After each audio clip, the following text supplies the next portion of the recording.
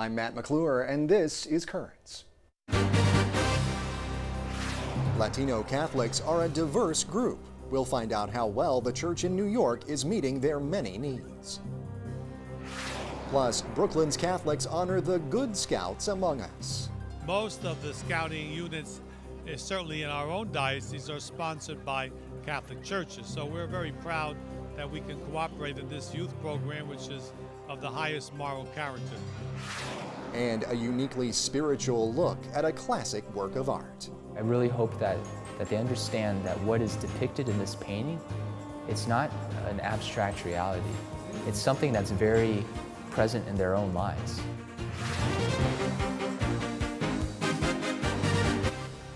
Well, good evening. Thanks so much for joining us tonight. According to the latest numbers from the U.S. Census Bureau, Hispanics make up more than 16% of the U.S. population. That makes people of Hispanic origin the nation's largest ethnic or race minority. And here's another interesting statistic for you. Over 2/3 of Hispanics identify as Catholic.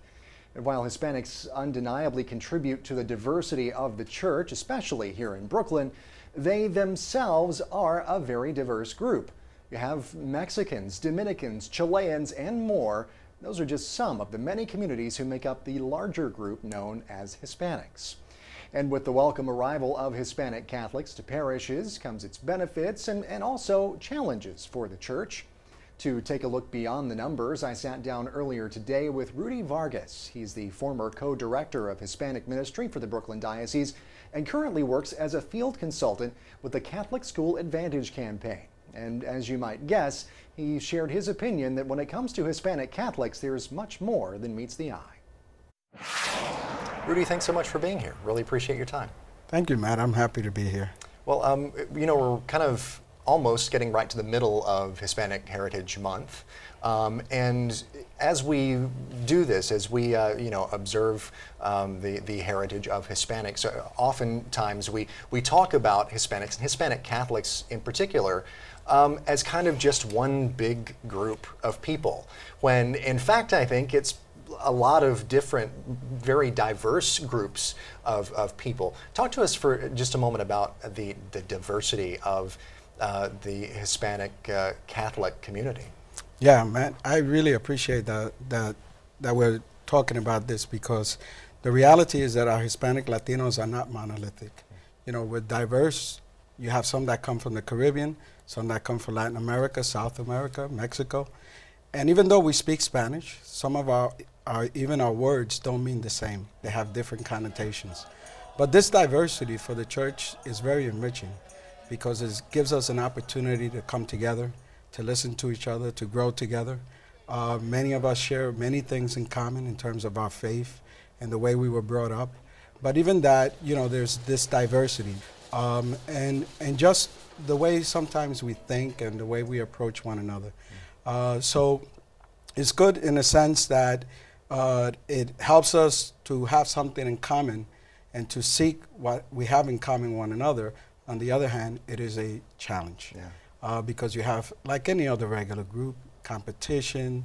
You have people who feel they're neglected, which many times they can be, and that's where we need to work at, so that people don't feel neglected, especially when one new group comes along, where it gives them a little bit more of a time to adjust, to acculturate. Sometimes the other groups feel threatened. They shouldn't feel threatened. They should allow to give them space. They should give them an opportunity, accompany them, not feel threatened when they meet on their own. Sure. But nurture that, and then just invite them in slowly and visit them. Yeah. Don't just invite them, go reach out to them, go to them. Yeah. That's the beauty of it. Right. And with all these different groups, of course, as you say, come different needs. Mm-hmm. And I guess my next question then would be, how good of a job or not is the church doing at meeting those needs? I mean, is having a Spanish language mass a couple times a week, is that something that is, obviously it's helpful, but is it enough? Or is maybe translating a part of the weekly bulletin into Spanish, is that enough? Or is there more that's needed to reach out to these communities? The Eucharist definitely is enough, but it has to carry over in the way we live with one another, in the way we attend to one another. And absolutely, we need to do a lot more.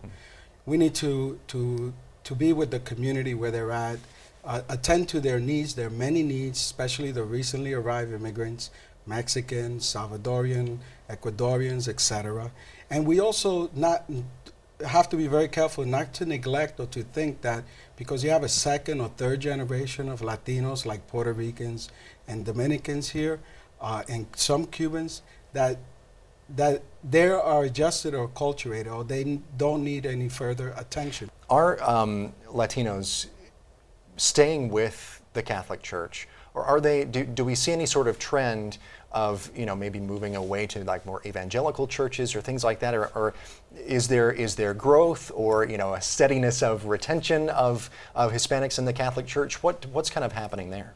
We know that lately there has been a decrease of Hispanic Latinos identifying as Catholics, and we need to attend to that, especially because we have the majority of our Hispanic Latinos in the U.S., in particular also in this part of the nation, in the Northeast and New York in particular, are within the ages of 25 to 18, the majority. And also you have a large growing number of young people because our population is growing also because of birth, not just immigration. So combining those two things, definitely we have to be very attentive because in this society, very pluralistic, there's a tendency of us, not committing to our own faith because we feel we're going to betray our relationship with our friends or someone else. And it's all the contrary. We have to learn to be very affirmative and very conscientious of our faith. We need to teach our children about our faith. We need to care about our young people and find ways to engage them, to provide space for them so they can grow in faith. We have very good movements here in the diocese that can very well nurture, and if the leadership partners with them, I assure you, with the Hispanic Latino community and the young people and these movements, this church will thrive. And you're going to pass it down to the next generation. That's absolutely right. All right, Rudy Vargas, Field Consultant at Catholic School Advantage, University of Notre Dame. Thank you so much for joining us. Thank you very much, Really Matt. appreciate your time. Blessings. Thanks. And of course, be sure to watch Currents in the weeks ahead for much more on Hispanic Heritage Month. Stay tuned, there's much more Currents ahead. It was day 2 for Pope Benedict in Germany. We'll have that story, plus the rest of the day's headlines next.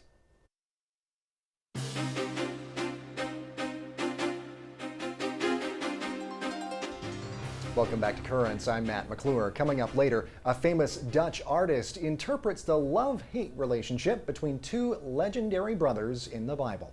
First, though, let's have a look at the day's headlines. As expected, Palestinian President Mahmoud Abbas formally requested full recognition for Palestine at the United Nations today. In a speech at the UN, Abbas accused Israel of continually thwarting efforts to reach an accord. He said it was time for the UN to act. Meanwhile, Israeli Prime Minister Benjamin Netanyahu says his country has made numerous concessions. He said peace can only be achieved through direct negotiations and that Palestinians have refused to negotiate. Well, the statehood bid comes as new clashes in the West Bank are underway. Several dozen Palestinian youth threw rocks and bottles at Israeli security forces. Reports say 1 Palestinian man was killed in this latest conflict. Well, meanwhile, it was a much more peaceful scene in Germany. Pope Benedict meeting with representatives from Berlin's Muslim community. Benedict told them that there could be, quote, fruitful collaboration between Christians and Muslims. Benedict also visited the monastery where Martin Luther lived and met with leaders from Germany's Evangelical Lutheran Church. The Pope told them that both secularization and Christian fundamentalism pose a threat to interreligious relations. Well, the Archdiocese of Dublin, Ireland may have to dip into its parish's funds to pay compensation to sex abuse victims. Dublin Archbishop Diarmaid Martin told Ireland's state broadcaster that using parish money to pay victims could happen, but he prefers if it did not. The Dublin Archdiocese has paid out more than $18 million in compensation since the late 1990s. A 2009 report detailed widespread abuse in Irish church institutions going back decades. A separate report detailed abuse in the Dublin Archdiocese itself. Well, back here in this country, the National Organization for Marriage has a new chairman of the board. The organization, which fought unsuccessfully against the effort for same-sex marriage in New York, has named Dr. John Eastman as its new board chairman. Eastman is a former law school dean who has participated in more than 50 cases in the nation's highest courts. He replaces Maggie Gallagher, who has been a guest on this show numerous times. She'll remain with the organization, but will focus on other projects, including a book on same-sex marriage. Well, politics and religion are a hot topic these days, and if you're wondering how to interpret all the back and forth through a Catholic lens, well, there's an app for that. The Catholic Vote mobile app allows users to quickly access contact information for their congressmen and senators. It was developed by Little I Apps in collaboration with the website catholicvote.org. The app also gives users quick access to the site's blogs and videos. Little I is the same company that helped develop the popular Confession app last year. Well, now we don't know if he can tie a bow knot or maybe start his own fire, but one of Brooklyn's own bishops was among a group of people honored as Good Scouts at a dinner held at El Caribe Country Club last night. Scouts, boys or girls, stay on the right path in life, work hard. No matter how unfair you think life is, good things will come to you. Today we're here for the annual Catholic Scouting Dinner. And this evening we give awards out to the scouting leaders who are responsible. They're all volunteers, and many of them have earned awards, and tonight is the awards night. It gives me a great deal of pleasure to introduce Bishop Frank Caggiano, Good Scout. It's a great honor and a great privilege to be honored by the Bishop's Committee on Scouting, the Catholic Committee, because scouting really represents the best in what we hope youth can accomplish, to be formed in the faith, to be able to be upright citizens. So to be honored by them for me, it's a great delight. May we make sure that we continue this great tradition and organization and make sure that scouting remains an important part of our communities. The Catholic Committee on Scouting is the Catholic portion of the Boy Scouts and Girl Scouts. We do religious awards, and we offer retreats. We have the Bishop's Dinner, such as tonight, to recognize various different deserving individuals and to promote the program. The pledge.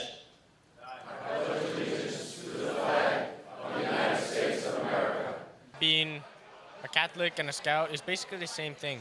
Like, Scouts help people throughout the town, and Catholics see someone in need and they help them.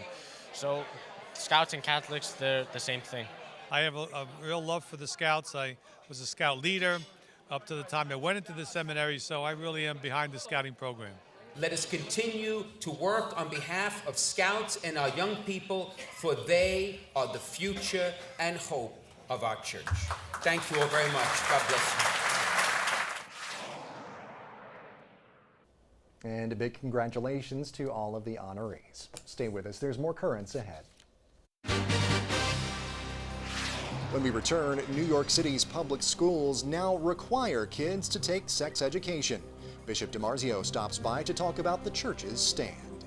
Our society is permeated by it, and how we teach children about it is really the province of the family.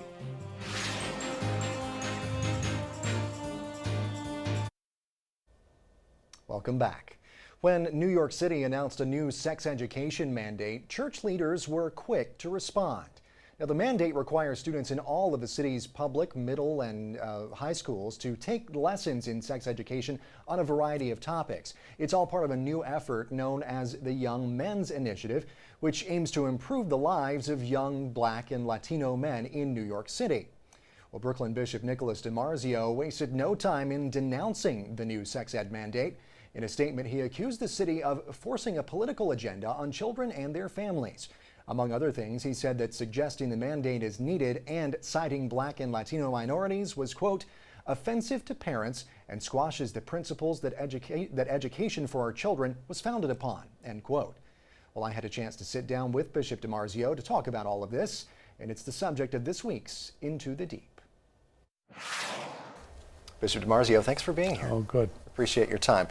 Talking this time, about a ruling that was recently made, a policy now of the New York City schools as kind of the launching board for our discussion today, because now, for the first time in 20 years, New York City public middle schools and high schools are required to teach sex education. What was your reaction to that mandate, first of all?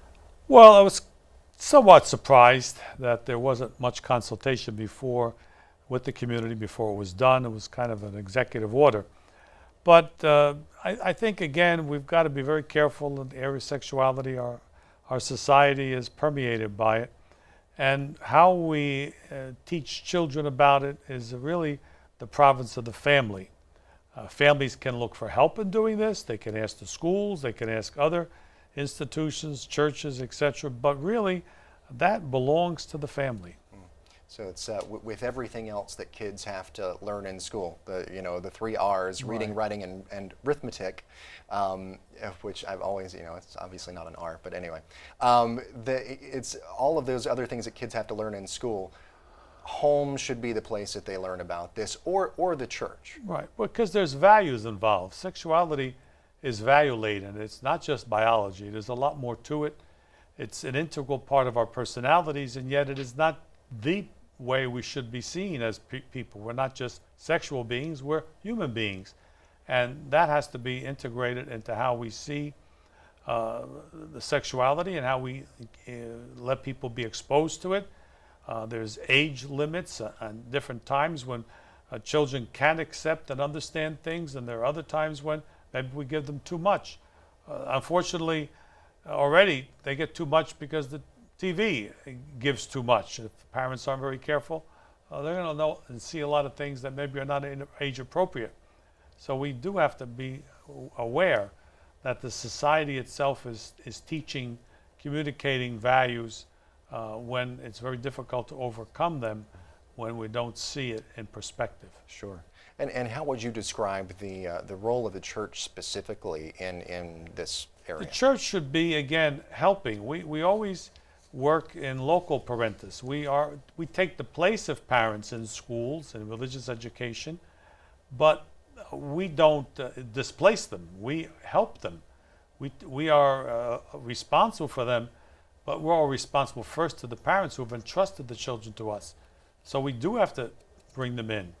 And this is, I think, one of the problems with the sex ed curriculum in the public schools, that it doesn't take into account the parents. It doesn't bring them into the equation. In fact, some of the terrible statements that were made in launching it, that certain groups, Hispanics and blacks, are not capable of teaching their children the sexuality. I mean, that's really a questionable approach to things to say something like that. Mm. Well, do you believe that the church is doing an adequate job in that and reaching out to communities? No, I don't think we're doing a great job. I think we're doing the best we can. I think we've got to engage the parents more. We've got to be more direct in the programs we offer. We're doing, again, adequate job, not the best job possible. Sure. And of course, this is something too that I remember, from when I was a kid and a teenager, hearing about, just sort of, I guess, the saturation of media in particular with sex. It's all over the place. It's all over the TV. It's all in movies and everything. How do parents and the church, I guess, deal with that? Or kids kind of, is it that the old saying, kids are just growing up too fast these days? Well, you can't shield them from what's there. That's impossible. You have to give them a perspective from the love of a family, and it is love that's going to teach sexuality mostly, how they are loved in the family, how we can talk to them about biology, which is biology, but biology without a value is just information. That's where I think we have problems with the sex ed curriculum, where you're talking about having sexual relations and protecting people from conception, and it's all mechanics. It's not the value system. It's not abstinence, not saying that sexual relations are not inevitable, that people can wait till they're married. All of that is much greatly value laden, and if we don't have a value perspective, If it's just a biological information perspective, you're missing something. So this is the great challenge we have before us. All right. Well, it's the science and the values as well. Right. Thank you so much, Bishop, for being here. We appreciate it. You're welcome. All right, well, stay with us. There's more currents coming up. Coming up, the prodigal son comes home. We'll take a look at the spirituality of a Rembrandt classic. The beauty of Rembrandt is that he can convey so much on a two-dimensional surface that is as alive today as in the 17th century.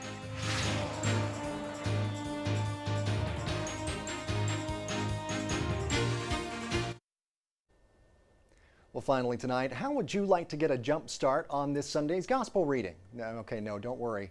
I'm not planning on, cracking open the good book or anything like that at this particular moment, but this particular gospel is a great setup for tonight's final story in the show.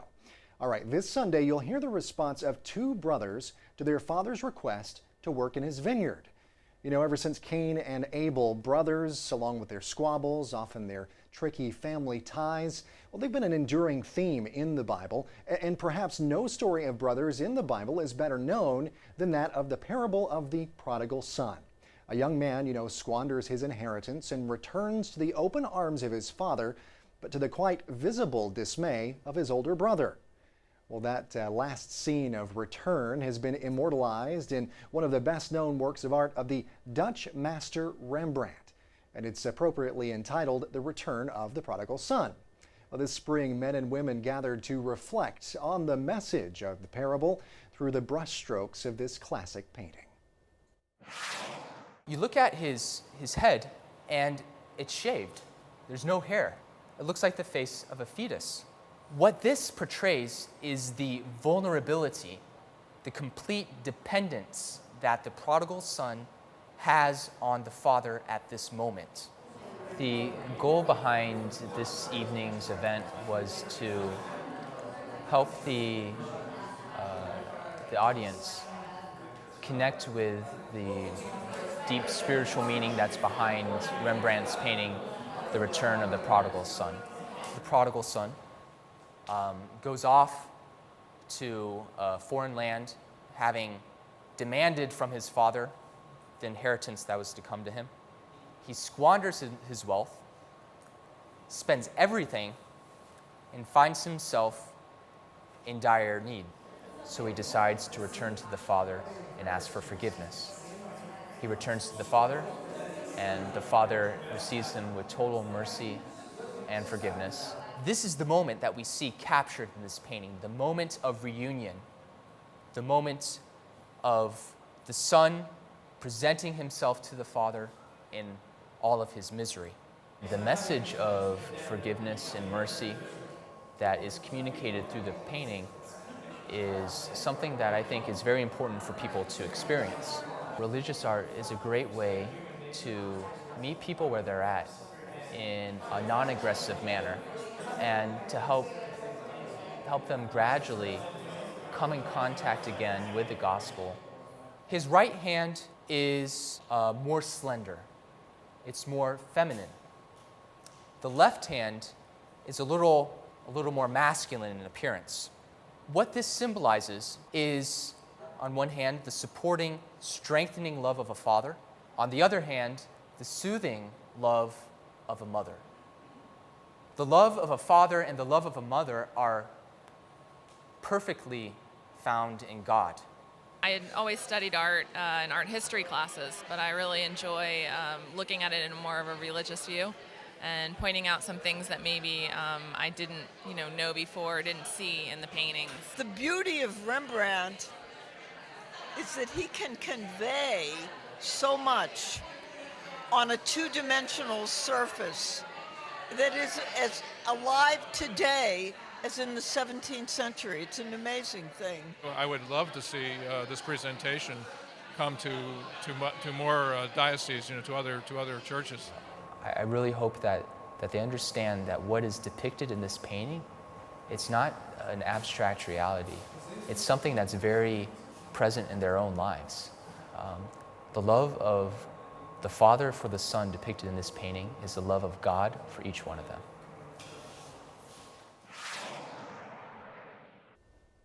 Well, that is it for this edition of Currents. Now, don't go anywhere just yet. If you're planning on heading out to the theaters this weekend, well, you'll probably want to stay tuned to Net.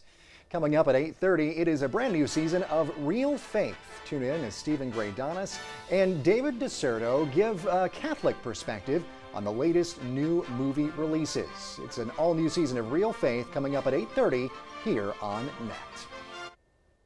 Well, for all of us here at Currents, I'm Matt McClure. Thanks so much for watching. Have a great weekend.